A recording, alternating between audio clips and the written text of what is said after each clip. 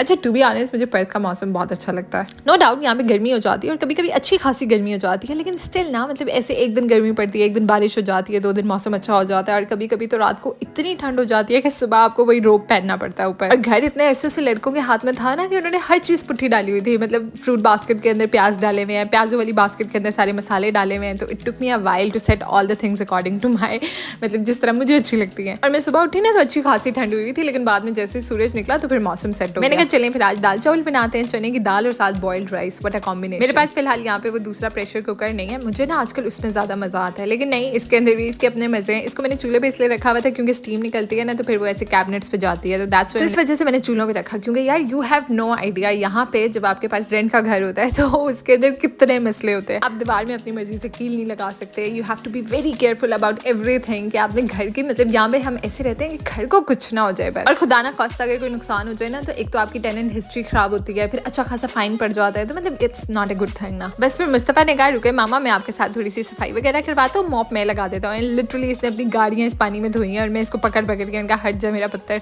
मैंने सुबह सुबह ही उठते सार खाना बना लिया था क्योंकि आज मेरा बहुत सारा काम था और उसमें ये था कि मैंने आज सारी वार्डरोब सेट करनी थी। मैं आपको सच में बताऊँ जरूरत से ज्यादा सामान होना मेरा बहुत टेंशन बन जाती है। आपके पास एक लिमिटेड से कपड़े हो और वही आप रिपीट करके पहनो तो मजा आता है यार, कुछ पहना तो जाता है। अब मैं इतना सारा सामान उठा कर लाई और मुझे समझ में नहीं आ रहा था कि मैं इनको अलमारियों में डालूं कहाँ पे ना, मतलब ऑलरेडी कोई जगह ही नहीं थी कहीं पे। आधे ज्यादा कपड़े मैं अपनी मदर इन लॉ के कमरे में लटका कर आई हूँ। मैंने कहा प्लीज थोड़ी सी जगह बनाए मेरे लिए तो कोई नहीं है, छोटी मोटी फेवर्स तो आप एक दूसरे को दे ही सकते हो ना जब आप इकट्ठे रहते हो। फिर मैंने जितने भी पुराने कपड़े थे वो सारे निकाल के सूटकेसेस में डाले और जितने नए थे उनको हैंग किया। तो मतलब उसमें ना वो इतना बड़ा काम था कि मुझे ना 2-3 दिन से उसकी टेंशन हुई थी कि यार ये काम खत्म होगा तो कोई और काम कर सकूंगी। और जब मैं साफ करी थी ना तो मुझे ये मिला, ये मम्मा ने मुझे भेजा था पहले मुस्तफा के लिए और वो इस्तेमाल ही नहीं हो सका। फिर मियाँ जी के आने का टाइम होने वाला था, मुस्तफा को मैं ऑलरेडी तैयार कर चुकी थी और मैंने कहा फटाफट मैं भी जरा अपना हुलिया दुरुस्त करूँ, पूरा दिन की ऐसे फिर रही हूँ मैं पूरा दिन ऐसे फिरती रहती हूँ, लेकिन जैसे ही मुकीद का आने का टाइम होने वाला होता है ना I have to get ready. मतलब मैं कुछ भी ना करूँ ना, मैंने हल्की सी लिपस्टिक लगा के बीबी क्रीम लगा के you know like a little bit fresh. मैं लिटरली इस काम में इतनी पाबंद हूँ ना कि मैं अपने अगर कोई काम कर रही होती है ना तो मैं उसको दरमियान में छोड़ देती हूँ कि ठीक है I take care of it later, लेकिन अभी जो मैंने करना है वो तो मैंने पहले करना है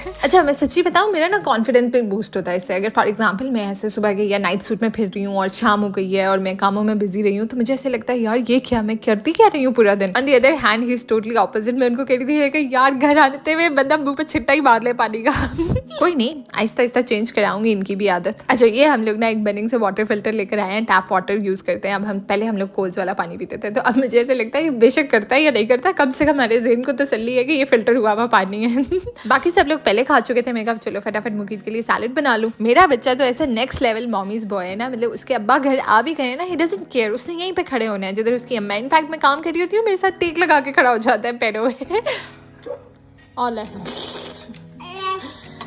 कुछ इंटरवल्स में ना कुछ चीज़ें बहुत अच्छी लग जाती है। जैसे आजकल मुझे आइसक्रीम पसंद है और मेरी और मुस्तफा की इस पर लड़ाई होती है। मैं कहती हूँ नहीं बेटा इस पे कोई मजाक नहीं है, अपनी अपनी। फिर खैर हम लोग सारे तैयार शेयर हुए, हमने कहा चलो फिर शाम को कहीं घूमने फिरने चले। हम लोग गए लेकिन ऑलरेडी लेट हो चुका था और यहाँ पे ना हर चीज़ तकरीबन 8 या 9 बजे बंद हो जाती है। तो हम लोग जब पहुँचे तो सारे के सारे जो ये स्टॉल्स वगैरह थे, क्या कहेंगे इनको, ट्रक्स होते हैं ना, ये फूड ट्रक्स होते हैं, वो सब बंद हो चुके थे। हम लोग साउथ पर्थ वाली साइड पर गए थे, अच्छा व्यू है, मौसम अच्छा था तो सबने इंजॉय किया। ये लोग तो बस मुस्तफा के साथ खेलते रहे, इनफैक्ट सब भी मुस्तफा के साथ खेलते रहे। अम्मी मुझे कॉल करके कहती हैं कि तू पाकिस्तान के अंदर तो इतनी मसरूफ होती थी, वहाँ जाके भी अब तेरे पास टाइम नहीं है। मैंने कहा यार अम्मा मुझे समझ में नहीं आता, मेरी सुबह होती है तो मुस्तफा के साथ में लगती हूँ ना और पूरा दिन उसी के साथ गुजर जाता है। मतलब लाइक आप उसको नहला रहे हो, कपड़े पहना रहे हो, उसको खाना खिला रहे हो, तो मतलब baby is a full time मसरूफियत। मुझे ना सब लोग पहले यही कहते थे कि जब आपके बच्चे हो जाएंगे ना तब हम आपसे पूछेंगे आप तैयार होती हैं या नहीं। अल्लाह पाक ऐसी मसरूफियत वाली नेमत तो यार सबको दे, आमीन आमीन। और यहाँ पे मैं इनको कह रही थी आप बड़े तेज हैं, हमें ऐसे टाइम पे लेकर आए हैं जब सारे फूड ट्रक्स बंद हो गए ताकि आपका खर्चा ना हो और बस यार सारा दिन ऐसे मसरूफियत में गुजर जाता है। इनफैक्ट हम कहीं बाहर भी जाते हैं ना तो ऐसे लगता है कि हमने तो कुछ किया ही नहीं, हम तो ऐसे फिर फुर कर आ गए। And yes that's all for me for today. Thank you so much for watching, have a nice day, bye.